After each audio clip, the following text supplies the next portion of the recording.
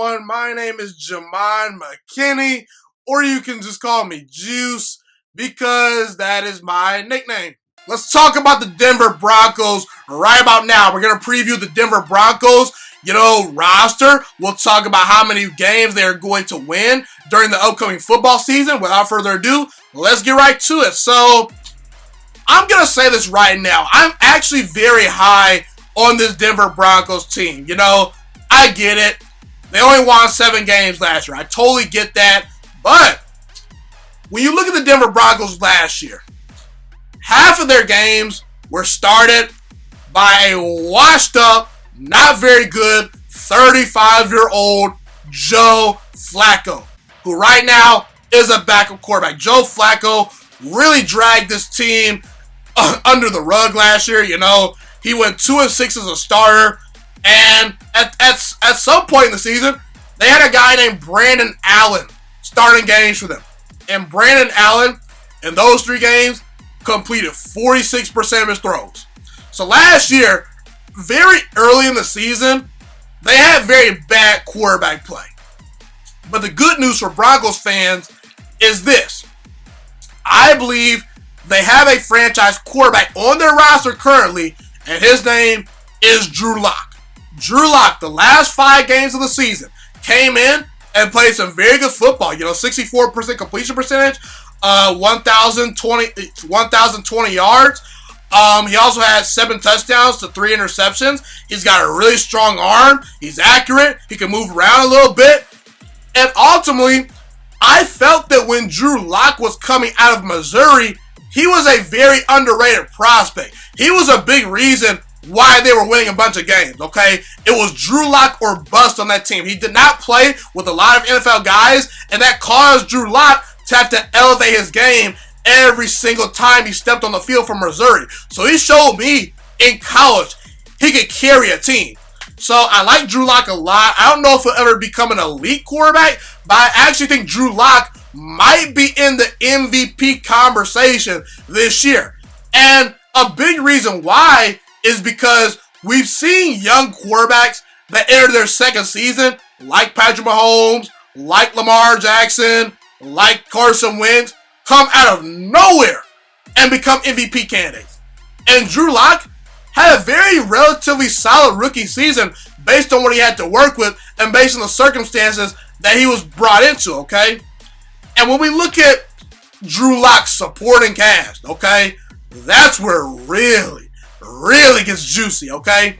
Because, honestly, I'm being dead serious right here.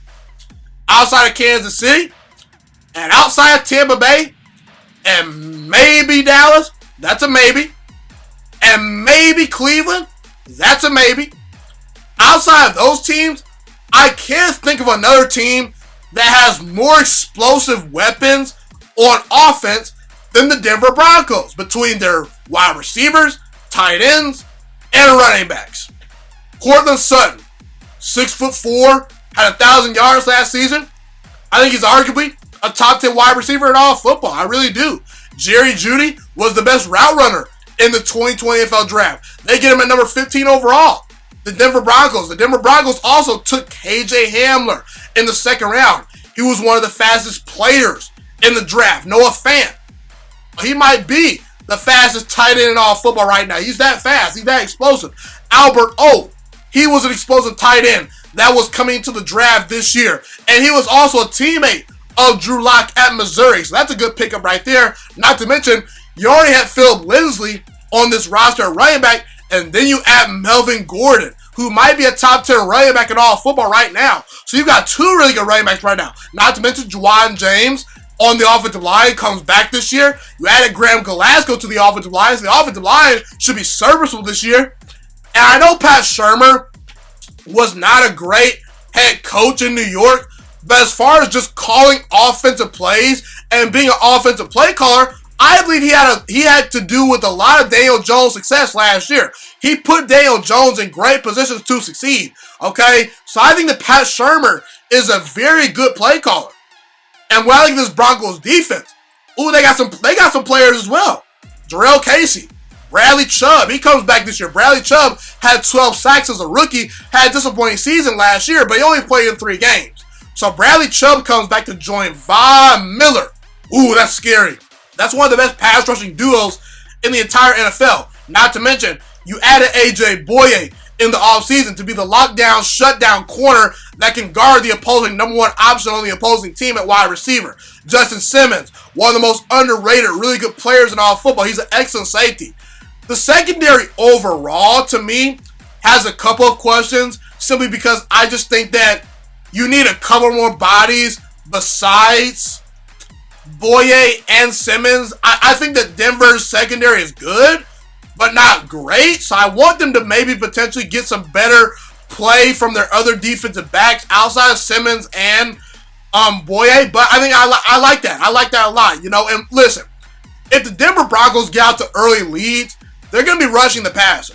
So that secondary is only going to do so much if things go as planned game to game, okay? And I truly believe the Denver Broncos are a mini Kansas City Chiefs offense. I think they have a mini Kansas City Chiefs offense, and I believe their team is built very similar to the Kansas City Chiefs. Drew Lock is sort of the knockoff version of Patrick Mahomes, the way he plays football. He runs around a lot. He can make a lot of plays off schedule. He can throw off platform with different arm angles. Both have A+ arm talent, okay? I'm not saying Drew Lock is Patrick Mahomes, but there are some similarities to their game. Also, two good running backs that the Kansas City Chiefs have, two good running backs the Denver Broncos have. You look at the Broncos wide receiver core. A lot of explosive weapons, just like the Kansas City Chiefs. The Denver Broncos also have a very good tight end, just like the Kansas City Chiefs. They're the knockoff version of that team. And they're so explosive on both sides of the football. I gotta say, I think the Denver Broncos are going to win 10 games this year. I really do firmly believe that. This Broncos team is one of the most talented teams in the entire NFL. And I think that Drew Lock is going to take the league by storm this year. Will he win MVP? Probably not. But I think he'll be in the conversation. I believe this team is going to have a top 5 offense. And I believe the defense is going to make a lot of plays as well. And ultimately, I have the Denver Broncos winning 10 games this year. Now let's actually go over their schedule. Okay? Right here, we look at Week 1, Tennessee, Monday Night Football. I'd probably say that's a win. By the way, I'm not officially picking these games. I'm just kind of going over the schedule and telling you where I could potentially see losses. So do not quote me on these wins and losses. I'm not predicting if they're going to win. I'm just telling you who I would favor in each matchup, okay? Then next week at Pittsburgh, I would probably say that's a win probably for Denver. I'd probably favor Denver. Week 3 versus Tampa at home, I would actually favor Tampa. I think that Tom Brady and the Tampa Bay Buccaneers are a very talented team this year. I think that ultimately, Denver's a very good team, but they're young as well. And what does that mean? Young football teams that are very talented tend to be very good one week, and some weeks, they're a roller coaster. So, I just think that we're going to get a very different Denver Broncos team every single week. I really do firmly believe that. Some weeks, they're going to look like maybe the best team in all of football. But some weeks, they're going to struggle.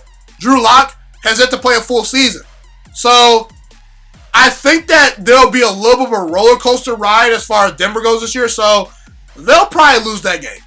Now, at Jets Thursday night, that could be a concerning game because it's on the road on a short week. But I favor Denver in that game. I think they're a better team than the New York Jets. At Patriots, that's probably a loss. You know, Bill Belichick is very tough and hard on young quarterbacks. Young quarterbacks really struggle versus a Bill Belichick defense. So I probably say that's a win for the Patriots. I favor them in that game. Dolphins, Chiefs, then bye week, and then at Atlanta. I see at least one loss in those 3 games. Now, coming up a bye week, I would probably say Denver beats Atlanta because I think Atlanta is a good team, but not a great team. I do think Denver is more talented on both sides of the football than Atlanta, and they get them off a bye week, so I probably say Denver could win that game. The Kansas City game is the one that's making me worry a little bit. Now, personally, I think Denver's going to split with Kansas City this year. So, whether you want to pick the Denver Broncos to win at home or on the road, that's up to you. But I think the Kansas City Chiefs will probably split with Denver this year. Now, at Vegas, That might be a loss. I think that Vegas is going to split with Denver this year. And I also think the Los Angeles Chargers are going to split with Denver this year. So you'll lose to the Chargers and the Raiders and the Chiefs at some point this year.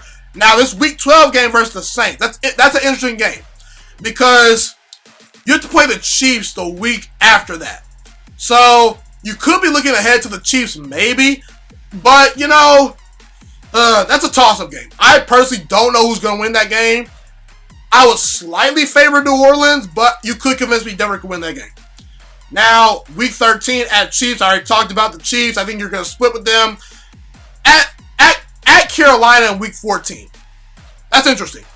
I think that Carolina is better than most people are willing to give them credit for, but it's on the road for Carolina, so I'd probably say Denver wins that game. Buffalo at home. That's probably a win. I say it's probably a win. At Chargers, that's probably a loss because I say you're going to split with them. And then Raiders at home, that's a win. I think that that's probably a win. So ultimately, when I look at the schedule, I could maybe see losses to Tampa, New England, Kansas City, Vegas, New Orleans, and the Chargers. That's 1, 2, 3, 4. That's about 6 losses. Yeah, that's about 6 losses. I don't know who Denver's going to lose to because predicting schedules is very, very tough for me. But overall, I believe Denver is going to be a 10-6 football team. And ultimately, that's how I feel about the Denver Broncos heading into the 2020 NFL season.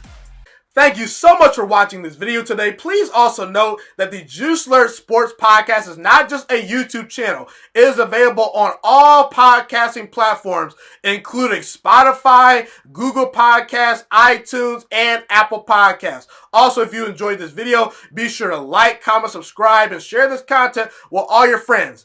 This podcast is my favorite thing in the entire world right now. It is my passion. And I want more people to listen to this podcast. I really want this podcast to grow. Also, a fun fact about me is that I want to go into the sports broadcasting and media world once I graduate from the University of Toledo, a college in Northern Ohio. I currently am a freshman there right now. I am looking to become one of the next great sports broadcasters and analysts out in the world.